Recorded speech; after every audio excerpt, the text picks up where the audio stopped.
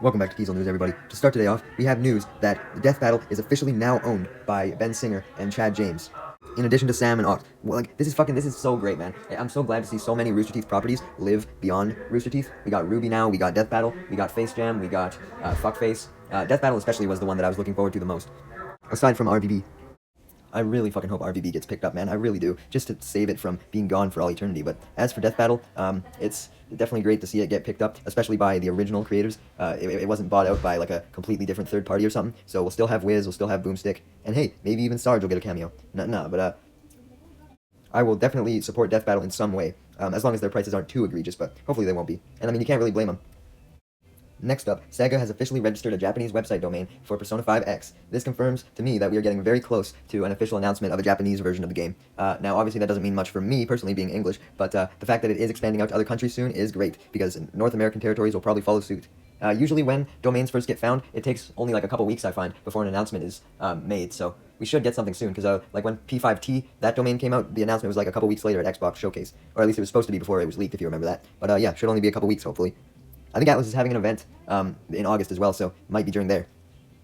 Abbott Elementary is going to be having a crossover with another show. Alright, so now looking at looking back at my Emmys choices, I would have picked Abbott Elementary for something just for this, because I think it having a crossover with another sitcom is fucking legendary, because sitcoms don't do that anymore. When's the last time we saw a sitcom crossover? But I really don't know what other one they could really do. Like, when you think of sitcoms on the air, the only other one I can fucking think of is like Blackish, or I don't know. Who would it be? Fucking Young Sheldon? Like, what if they bring back a Dead Show? If they brought back a Dead Show, that'd be fucking awesome. Fucking 2.5 Men crossover, even though it'd make no sense. Alright, everybody, it's time for all of the Marvel news that we got during the San Diego Comic-Con panel this year. Unfortunately, it was not nearly as big as everything that happened in 2022, but I wasn't expecting something like that, and I'd say we still got some pretty decent announcements, including the fact that Avengers 5 is called Avengers Doomsday, and it's gonna fucking star Doctor Doom, guys. And not only that, Doctor Doom is played by Robert Downey fucking Jr. Now, this raises a lot of questions for me. For one, does this mean that this Doctor Doom is a Tony Stark variant? Like, people are saying that that's essentially confirmed, but I can't find anything that actually says that it is. But if that Doctor Doom is a Tony Stark variant, I think that's the perfect way that they can bring Iron Man back, because he's essentially an entirely different character at that point, but you're still bringing back Robert Downey Jr. And, yeah, I definitely think that he is related to Stark in some way, because why else would they get Downey back? We got confirmation that Stephen McFeely will be writing Avengers Doomsday and Avengers Secret Wars, and the fucking Russo brothers are officially directing both movies as well. Now, as for Stephen McFeely, he has worked on the Narnia franchise, as well as plenty and plenty of Marvel films, including the Captain America trilogy. He did do Thor the Dark World, but he also did Avengers Endgame and Infinity War. He did Gray Man as well, actually, so that's kind of interesting. But yeah, I think Stephen McFeely is definitely a good writing choice if he did Infinity War and Endgame, because those are the MCU's strongest films in my opinion, and the Captain America trilogy as well, so no complaints with the writers. But as for the Russo brothers, I gave my thoughts on them before when all the rumors were coming out. I don't know if I want to see them direct.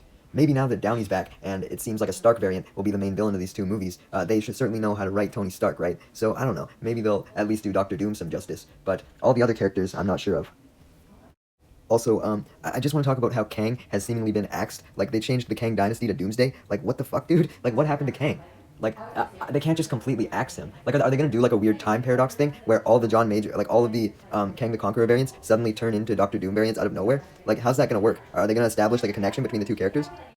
As for Anthony Mackie's thoughts on Robert Downey Jr. being cast as Doctor Doom, he just wants to be able to knock him out first. And honestly, that begs a good question.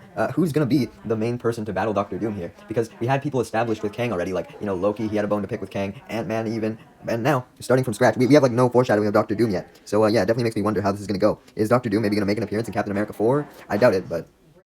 Also at SDCC, we got confirmation that the Fantastic Four will be in both of the Avengers films. This isn't really big news at all. I think we all expected this. We know that not every character is going to appear, but I think the Fantastic Four were basically cemented. I mean, they're such major characters. Alright, next up, Harrison Ford says that he's excited to join the MCU, and I still can't fathom that he's excited. Like, why does he hate Star Wars so much, but love Marvel? Like, he never had any problem with Lucas. I don't understand what makes Marvel really so immune to his hatred, when Star Wars, like, maybe it's just because everybody saw him as Han Solo, right? So he can never really move beyond that, but he's fucking Indiana Jones too. It's not like everybody just sees him as Han Solo. But at least we know that he'll give his all in this role, though. I think that's important, that he's not just doing it for the paycheck. It seems like he does genuinely enjoy doing it.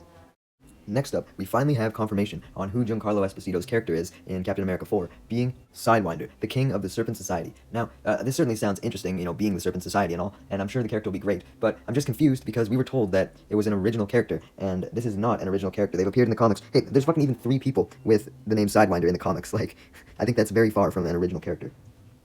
For our last bit of Marvel news that came from SDCC, yes, that's right, there was unfortunately no new announcements. The only movies that they covered were Thunderbolts, Captain America 4, and Fantastic Four, along with Avengers. But I guess that's fine. Anyways, we have confirmation that Captain America 4 is going to return to the grounded aspects of the Winter Soldier, and I think this was basically already confirmed by the first trailer, which I was planning to upload a video on my thoughts on. Hopefully I'll get that up at some point, but yeah, I think it was definitely obvious that we were going a more grounded approach, but I'm still glad that it was confirmed. As for any Thunderbolts or Fantastic Four news that we got, most of it was shown exclusively to attendees, and the footage descriptions didn't really sound too interesting, so I don't think we really missed much. This was really all that we got. But there is a D23 presentation on August 9th that is set to be pretty big for Marvel and Star Wars, so I'm very excited for that, especially for Star Wars, because it's been so long since we've had any new Star Wars announcements, like, whatsoever. It's been since fucking Star Wars Celebration. Yeah, holy shit, that was in 2023, that wasn't even this year, yeah, so it's been like a year and a half, almost, since we had anything for Star Wars, so I'm definitely excited for that. One more bit of Marvel news that has dropped is the fact that Alan Silverstein will be returning to compose the score for both Doomsday and Secret Wars. This is absolutely phenomenal news because the soundtrack is one of my favorite parts of Infinity War and Endgame, especially the Porch soundtrack from when Thanos is on the farm at the end of Infinity War. It's such a good song, and it's great to see Alan Silverstein return.